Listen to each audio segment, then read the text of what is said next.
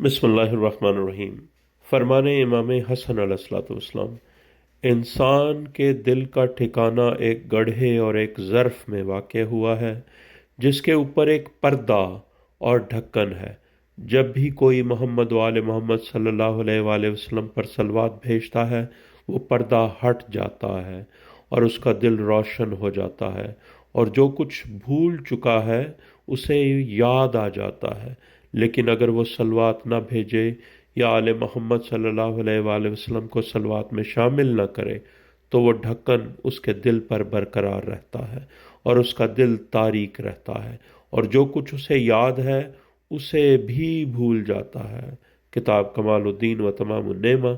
اللہم صلی علی محمد و آل محمد وعجل فرجہم ولانا اعدائہم اجمعین۔ مومنین اس ویڈیو کو اور اس کے معرفت کی نیت سے تمام لوگوں کے ساتھ شیئر کریں۔ یا علی مدد۔